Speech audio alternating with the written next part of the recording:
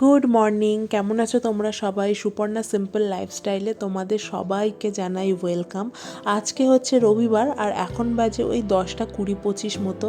তো উঠে পড়েছি অনেক সকালবেলা, কারণ আজকে একটু ইনভিটেশন আছে, এক জায়গায় যাব। আর আমাদের ফ্ল্যাটেরই অপোজিটে যে অ্যাশ কালারের ফ্ল্যাটটা রয়েছে না, এর ছাদে এখনও বাঁশ বাঁধা রয়েছে। কয়েকদিন আগে এখানে গৃহপ্রবেশের খাওয়া দাওয়া হয়েছিল, তো বাঁশ বাঁধা তো এখনও রয়েছে, কিন্তু যে প্যান্ডেল করা হয়েছিল, চারধারে যে কাপড় লাগানো হয়েছিল, এগুলো না আমি অনেক ক্ষেত্রে দেখেছি পরের দিনকেই খুলে নিয়ে চলে যায়। এখানেও সেই সেম জিনিসটাই হয়েছে, পরের দিনই কাপড়গুলো খুলে নিয়ে চলে গেছে প্যান্ডেলের, কিন্তু বাঁশটা এখনও বাঁধা রয়েছে। আর এই যে অপোজিটে যে ফ্ল্যাটটা দেখতে পাচ্ছ, এই যে ব্যালকনির বাইরে সবুজ রঙের একটা গাছের টব ঝোলানো রয়েছে, ওই ফ্ল্যাটটারই আর কি খাওয়া দাওয়া হয়েছিল উপরে। আমার বিয়েতেও তাই হয়েছিল। আমার বিয়ে হয়ে যাওয়ার পরেও আমি যখন অষ্টমঙ্গলায় গেছিলাম, তখন দেখি যে প্যান্ডেলের কাপড়, মানে আমার যখন বিদায় হচ্ছে তখনই প্যান্ডেলের কাপড় খোলা হয়ে গেছিলো। কিন্তু অষ্টমঙ্গলায় গিয়েও দেখি যে আমাদের যে জমিতে বাঁশ বাঁধা হয়েছিল, সেই বাঁশগুলো এখনও খোলা হয়নি, ওরম করেই বাঁধা ছিল। ওরা মনে হয় না বাঁশটা পরে খুলে নিয়ে যায়, ওদের কাপড়টা মনে হয় দরকার লাগে, কিন্তু বাঁশটা খুব একটা দরকার লাগে না। আর এদিকে আরেকজনের এখনও সকাল হয়নি, যেহেতু রবিবার একটা দিন ছুটি পেয়েছে, সে এখন মজাসে ঘুমিয়ে যাচ্ছে। আর এইদিকে পাখা চলছে, আর অন্যদিকেও কম্বল গায়ে চাপা দিয়ে শুয়ে আছে। কেন? ওর পায়ে হাওয়াটা লাগা চাই, মানে একদিকে ফ্যান যেমন চলছে চলছে, আর একদিকে কম্বলটাও চাপা দিতে হবে, দুটো আনন্দই একসাথে নেবে। আমি যেমন প্রথম ওর সাথে যখন বিয়ে হয়, মানে আজ থেকে 3 বছর আগের কথা বলছি, আমার রীতিমতো এত ঠান্ডা লাগতো না, মানে গা পুরো কাঁপুনি দিত। কিন্তু কি করব, ও আবার ফ্যান ছাড়া শুতে পায় না। ফ্যান ছাড়া শুলে এমন না যে ও শুতে পারবে না, ও শুলে ঘেমে স্নান করে যাবে, সেক্ষেত্রে আবার ঠান্ডা লাগা, জ্বর, সর্দি, কাশি সমস্তটাই হয়। তো ভাবলাম থাক বাবা, ও যে এরমভাবে চায়, আমি শুধু কম্বলটাকে একটু মুড়ি দিয়ে নিই, মাথা দিয়ে মুড়ি দিয়ে চাপা দিয়ে শুয়ে পড়ি, তাতে আমার সেরকম আর কষ্ট হয় না। আগে খুব ঠান্ডা লাগতো, এখন ওই আস্তে আস্তে গা শোয়া হয়ে গেছে। আর এই হুডিটা আমার কলেজ লাইফে, আমি যখন ফার্স্ট ইয়ারে পড়তাম তখনকার এই হুডিটা, আমার এই হুডির কালারটা এত ভালো লাগে না, আমার জন্য এখনও কিন্তু নষ্ট হয়নি, প্রায় হয়ে গেছে, অনেক বছরই হয়ে গেছে। আর হুডিটা এখন আমি ফেলতে পারিনি, ওই জন্য। আর হুডির কালারটা আমার ভীষণ ভালো লাগে। আর এই দেয়ালটা এত পরিমাণে ড্যাম খেয়েছে না, দেয়ালটা পুরো সাদা হয়ে গেছে একদম, কেননা এই দেয়ালটার ওই পারেই হচ্ছে বাথরুম, আর এই দিক থেকে ওয়াইফাই লাগানো হয়েছে। আর এই তারটা বারবার কেন যে খুলে যায়, ছোট ছোট যে বোট ক্লিপ বলে, ওই বোট ক্লিপগুলো এখানে লাগানো থাকলেও এতটা পরিমাণে মানে খুলে যায় না। আর এইদিকে দেখো না, দেয়ালের পুরো চলটা উঠে, রং উঠে পুরো ভেতর দিয়ে সাদা বেরিয়েছে, ওই সম্পূর্ণ ড্যাম্পের কারণে। যেহেতু অপোজিটেই বাথরুম রয়েছে, জল তো কিছুটা টানে, জায়গায় জায়গায় এরকম না খুবলে খুবলে প্যারিসগুলো যে সেগুলো উঠে আছে, এরকম ফুলে ফুলে গেছে, মানে প্রচণ্ড পরিমাণে ড্যাম খেয়ে গেছে দেয়ালটা। আর দেয়ালের কালারটা এতটাই হালকা না, যেহেতু হালকা একদম লাইট ইয়েলো কালারের, দেখো পুরো এরকম সাদা মরচানো চুন চুন রেখে দিয়েছে এরকম করে, ভীষণ খারাপ লাগে। কিন্তু কি করব, ক্যামেরায় এরকম ধরা পড়ছে, তাহলে চোখে কীরকম ধরা পড়ে, পুরো দেয়ালটাতে এরকম ড্যাম পড়ে গিয়ে এরকম সাদা সাদা সাদা হয়ে গেছে। কি আর করা যাবে, দেখি পরে একটু ডার্ক কোনো কালার দিয়ে করে দেবো। ডার্ক কালার যে দেবো বলছি, আর একদিকেও তো হলুদ রঙের দেয়াল। এবার এই বাড়ির কনসেপ্ট কি, একদিকে হালকা কালার, আর একদিকে যেহেতু টেক্সচার করা রয়েছে, তো টেক্সচারের ওই দিকটা একটু ডার্ক কালার, ওর জন্য আর কি করা যাবে, এই দিকটা ড্যাম পড়ে গেলেও আর কিছু করার নেই। চলো, কথা বলতে বলতে আমার এখানে পুজো দেওয়া হয়ে গেছে। আর এখানে পুজো দিই তো, আর উপরে যেহেতু ধূপকাঠিটা লাগাই, ধূপকাঠির ছাইটা পড়ে তো, আর এই কালো যে আমাদের ড্রেসিং টেবিলটা, তো কালো ঠিক বলবো না, একটু কেমন চকলেট চকলেট কালারে, আমি সাদা ধূপকাঠির ছাই পড়ে পড়ে না পুরো সাদা হয়ে যাচ্ছে।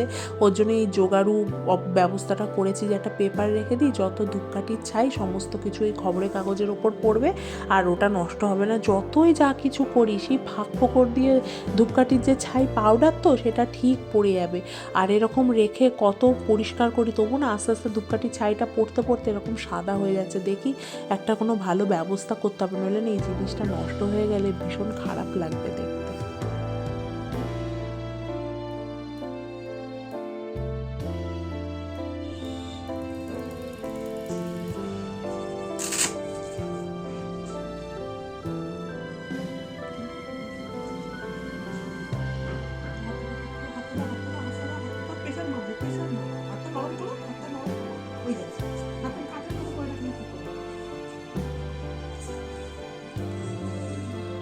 বাবার প্রেশারটা এখন দিনে দুবার করে মাপা হয়, একবার সকালবেলা মাপা হয়, একবার রাতের বেলা। কারণ রিসেন্ট যে বাবার মাথার ডাক্তার দেখাতে গেছিলাম সেই ডাক্তার বলে দিয়েছিলেন যে ওনার প্রেশারটা যেহেতু হাই প্রেশারের কারণে ওনার স্ট্রোক হয়েছিল, তো প্রেশারটা দুবেলা চেক করতে উনি হিসাব মতো প্রেশারে 3খানা ওষুধ খায়। তো 1 মাস আমাদেরকে এরকম ফলো রাখতে বলেছে, আর ফলো রেখে ওনাকে পাঠাতে হবে, একটা ডায়েরিতে লিখে রাখতে হবে। তো উনি যদি ওনাকে হোয়াটসঅ্যাপে পাঠানোর পরে যদি ওনার মনে হয় যে না কমেছে বা কিছু বেড়েছে, উনি সেই অনুযায়ী ওষুধ আবার চেঞ্জও করতে পারে বা ওষুধ আবার হয়তো কমিয়েও দিতে পারে।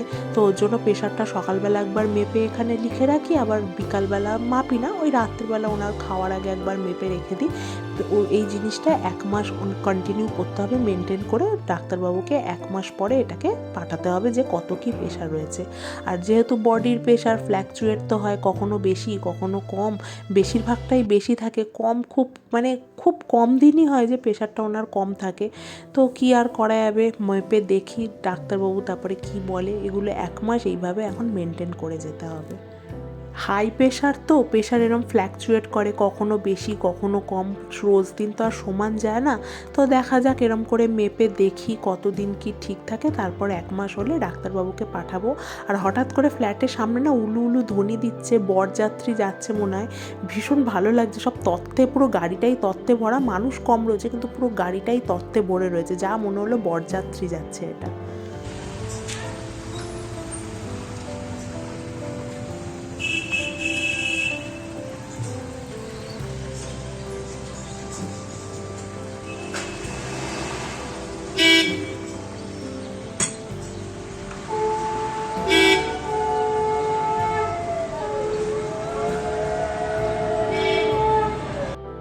তোমাদের অনেকেই হয়তো জানো না বা আমি খোঁজ খবরটা দিইনি, বাবা কয়েকদিন আগে পড়ে গিয়ে বাবার এরকম মাথা ফেটে গেছে। কেন বাবার মাথায় কিন্তু এই মাথার যে পট্টিটা এটা কোনো দিনই তোমরা দেখোনি আফটার স্ট্রোকের পরে।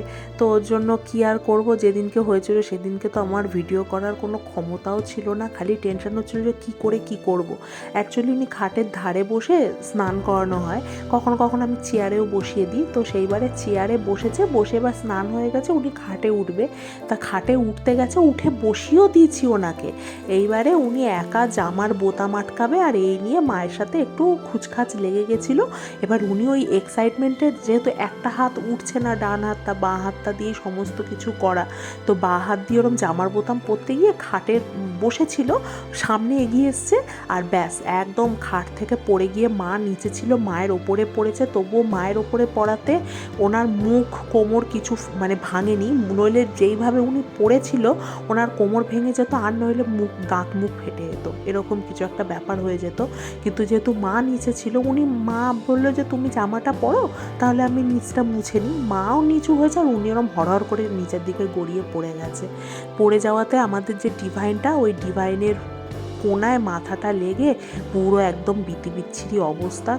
প্রথমে ভেবেছিলাম যে অল্প কটা সেলাই পড়বে, কিন্তু না, তারপর যখন ডাক্তার বাড়িতে আসলো, কারণ বাবাকে এখন এই অবস্থায় নিয়ে যাওয়া সম্ভব না, ওই অ্যাম্বুলেন্সে করে মাথা ফেটে গেছে, কোথায় নিয়ে যাব, ওর জন্য ডাক্তারকেই বাড়িতে ডেকে নেওয়া হয়েছে। ডাক্তার এসে মাথার আবার ব্যান্ডেজ করে দিল, সেলাই করে দিল। বাবার এখানে 5খানা সেলাই পড়েছে, আমাদেরও অবিশ্বাস্য। উনি খাটে রোজই ওরকম করে বসে জামা পরে, সেদিনকে কি করে যে উনি পড়ে গেল ভগবান জানে। বলে না কপালে লিখন থাকলে জিনিসগুলো হবে, ওনার পড়ার কথাই না, কিন্তু ওই যে আচমকা পড়ে মাথাটা পুরো লাগলো ডিভাইনে, লেগে একদম মাথাটা ফেটে গিয়ে 5টা সেলাই পড়ে গেছে। যাই হোক, এখানে আমি ড্রেসিংটা করে দিচ্ছিলাম, কেননা ড্রেসিং যেহেতু বাড়িতে পারবো, আর সেরকম খুব তো কিছু না, জাস্ট ওটা বিটাডাইন দিয়ে পরিষ্কার করে একটা মলম লাগিয়ে দিতে হবে। তো কষ্ট তো পাচ্ছে উনি খুবই, আর তার মধ্যে তো শীতকাল, টানের দিন, যে কোনো সেলাই বলো কাটা বলো খুব টান দেয়, তো কষ্ট তো পাচ্ছে, কিন্তু জিনিসটা তো সারাতে হবে। ওই জন্য এখানে আমার এখন রেগুলার, উনি বলে গেছেন ডাক্তারবাবু যে সকালবেলা একবার, সকালে হোক রাত্রে হোক যখনই হোক একবার করে ড্রেসিং করে দিলেই হবে। আর এই যেই জায়গাটা আমি দেখালাম ডিভাইনের, ওই জায়গাটা আমরা আন্দাজ করছি ওই জায়গাটাতেই মাথাটা পড়েছিল, পড়াতেই ওরকম পুরো ফেটে একাকার কাণ্ড। আর একটা অদ্ভুত কথা, যখন মাথাটা পড়লো, পড়ার পরে কিন্তু ওনাকে তোলা হয়েছিল, তোলার পরে উনি যখন শুলো তখন কিন্তু রক্ত বেরোচ্ছিল না, যেই একটু কাত হয়ে শুয়েছে, মানে ওই 2-3 মিনিট পরেই দেখি না খাটটা পুরো ভেসে যাচ্ছে। আর ওই দেখে তো আমার টেনশান শুরু, যাচ্ছে তাই অবস্থা। তা যাই হোক, কৌশিকও ছিল না বাড়িতে, কৌশিক ছিল অফিসে। যা হোক তা হোক করে আমি মা মিলে সামলে মা তো আর এসব ডাক্তার দেখা ফেকা পারে না, মাও টেনশানে অস্থির হয়ে যাচ্ছে, আমি এদিকে টেনশান করতে করতে। যাই হোক, তো ডাক্তার দেখে এই মলমটা দিয়ে গেছে আর ওই বিটাডাইন দিয়ে পরিষ্কার করতে বলেছে। যাই হোক, দেখা যাক, ডাক্তার বলেছে এখন 1 সপ্তাহ 10 দিন তো লাগবেই ওটা শুকাতে, তারপরে এসে সেলাইটা কেটে দিয়ে যাবে। আমরা না হয় ওপর ড্রেসিং করে দিচ্ছি, আমরা মনে মনে কষ্ট পাচ্ছি, কিন্তু আসল ব্যথাটা কি আর এই শীতের টানের দিন সেটা বাবাই বুঝতে পারছে। যাই হোক, এখানে ড্রেসিং হয়ে গেছে আর আমরাও এবার যাব রেডি হতে, কারণ আমরা বেরোবো আর তার আগে একটু খাওয়া দাওয়া করে নেবো, কারণ সকালবেলা টিফিন করা হয়নি। আর আজকে বাইরে প্রচণ্ড পরিমাণে হাওয়াও দিয়েছি, পর্দাটা এতক্ষণ দুলছিল, যেই ক্যামেরাটা অন করলাম ব্যাস পর্দা দোলা বন্ধ। আজকে সকালবেলা এখানে পরোটা আর আলুর তরকারি করেছিল মা, আর আমি তার সাথে একটা করে ডিম পোচ করেছি, সবাই তাই খেয়েছে। মা তো আর ডিম পোচ খায় না, মা ওই পরোটা আলুর তরকারি খেয়েছে। তোমাদের একটা জিনিস দেখাই, এই দেখো, এই ফটোটা হচ্ছে আমার লাখ টাকার ফটো। কোলে যেটা ছোট্ট পুচকেটা রয়েছে সেটা হচ্ছে কৌশিক, আর যে কোলে নিয়ে রয়েছে সেটা হচ্ছে কৌশিকের ঠাকুমা। এই ফটোটা হচ্ছে আমার সত্যি লাখ টাকার ফটো, বাঁধিয়ে রাখার মতো ফটো, কারণ ঠাকুমা তো আর এই পৃথিবীতে নেই। আর এটা একটা স্মৃতি হয়ে রয়েছে, আরও ছোট্টবেলায় ঠাকুমার কোলে উঠে ফটো তোলা, এগুলো মানে ভীষণ একটা আলাদাই স্মৃতি, যে না ঠাকুমার কোলে উঠে ছবি তুলেছে। ওই জন্য কৌশিককে অনেক দিন আগে এই ফটোটা আমি ওর ওয়ালপেপারে সেট করে দিয়েছিলাম, ও এখনও পর্যন্ত ওয়ালপেপারে রেখে দিয়েছে। আর ও ঠাকুমাকে ভীষণ পরিমাণে ভালোবাসতো। যাই হোক, কি আর করা যাবে, মানুষ তো আর সারা জীবন বেঁচে থাকে না, কঠিন সত্যটাকে মেনে নিতে হয় এইভাবে। আর যেহেতু বললাম আমাদের আজকে ইনভিটেশন আছে, ইনভিটেশনটা কিসের আছে সেটা হচ্ছে আমার মামা আর আমার ছোটো মামা আর আমার দাদা, মানে আমার মাসির ছেলে ফ্ল্যাট করেছে, মানে জমিটা দিয়ে দিয়েছে প্রমোটারকে, দিয়ে ওখানে ফ্ল্যাট করা হয়েছে। তো ওরা দুজনেরই ওখানে ভাগ পেয়েছে, ওর জন্য একসাথে দুজনের বাড়িতেই আজকে গৃহপ্রবেশ আছে। তো সেই পুজো আছে, খাওয়া দাওয়া আছে, ওর জন্যই আমাদেরকে ইনভাইট করেছিল, ওর জন্য গেছিলাম। আর এখানে একটা জিনিস দেখলাম, গাজরের হালুয়া বেশি দোকানটাতে বিক্রি হচ্ছে, এটা আমাদের বাবার বাড়ির মানে কেষ্টপুরের মুখেই দোকানটা। আমি এতদিন এই মিষ্টির দোকানটা দেখেছি, কোনোদিন আমি গাজরের হালুয়া বিক্রি করতে দেখিনি, কিন্তু আজকে দেখলাম যে গাজরের হালুয়াটা এখানে বিক্রি করছে।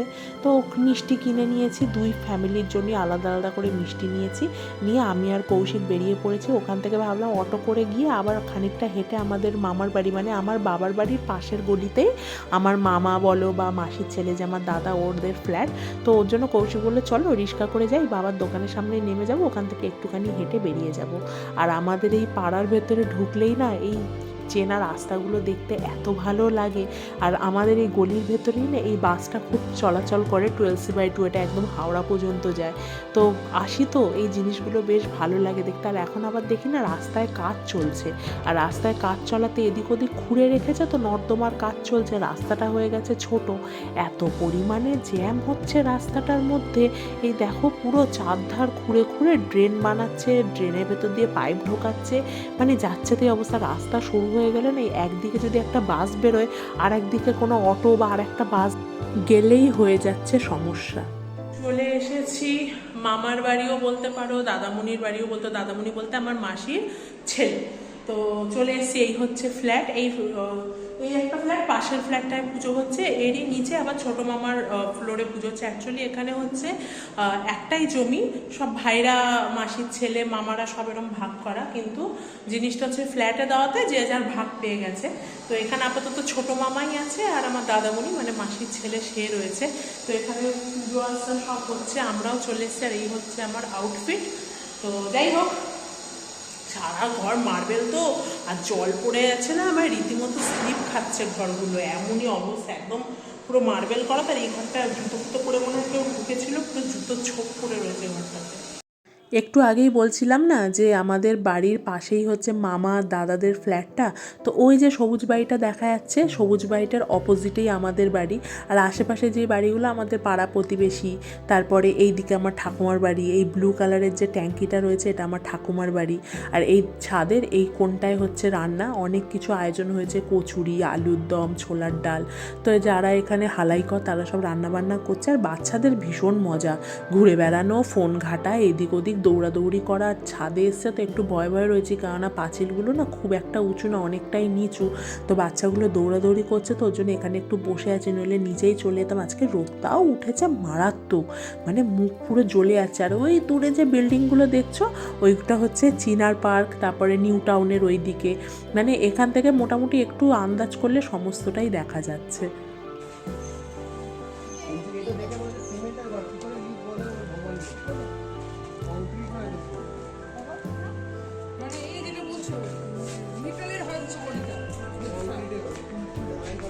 আচ্ছা, আরও একটা মজার জিনিস দেখাই। আমাদের এইখানেই এই যে ছাদের ওপরে যে একটা সবুজ না নীল রঙের একটা ট্যাঙ্কি দেখাচ্ছে, এটা হচ্ছে আমার বড় মামার বাড়ি। মানে এইখানে আশেপাশেই সমস্ত কিছু বাড়ি রয়েছে, এদিক ওদিক ঘুরলেই সব বাড়ি দেখা যাচ্ছে। 10x10 ঘর না, এই একটা এখানে বাইরে ব্যালকনি, আবার এইদিকে একটা ঘর। এগুলো মনে হয় 2 BHK, বুঝলি? না না, এটা না 2 BHK, এই একটা রুম। আবার এইটা হচ্ছে ডাইনিং, আর এটা হচ্ছে কিচেন। ডেকোরেশনগুলো বেশ ভালো করেছে, কিন্তু একটা জিনিস যেটা হচ্ছে জামার মধ্যে লাগলে এরকম রং উঠছে সাদা সাদা। না, এটা মানে 2 BHK, ও সব 2 BHK না। রান্নাঘরটা খুব সুন্দর, অনেকটা বড়।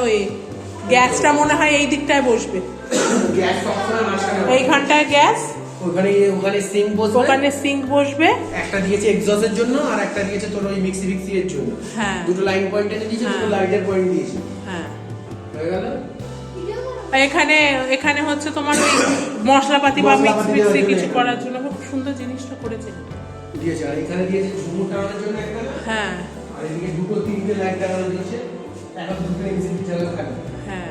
সিদ্ধি করিল তারা বুঝিব বিচারে, দুঃখ হইল আনন্দ বারে বারে, সদা আনন্দ নামে এক মণি নন্দন, ঠাকুরে সংসার মনে ভক্তি উপজিল, সাধু বলে যৌবন পূর্ণ ধনে জানি, কন্যা নাই দুঃখ তাই হয় সদা মনি, যদ্যপি আমার এক জনমে তনয়া, বিষ্ণুকে পুজিব আমি সিদ্ধি অগ্রে দিয়া, অঙ্গীকার করি সাধু দিয়ে গেল চলে, পরমা সুন্দরী কন্যায় জন্মে তথাকালে, সিদ্ধির মানত।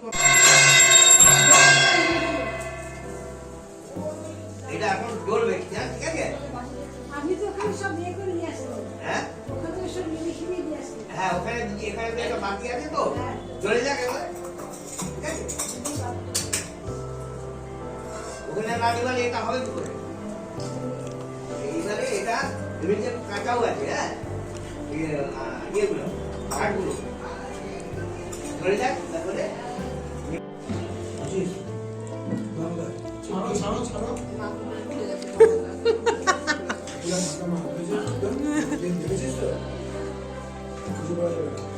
আর খুঁজেই পাওয়া যাবে।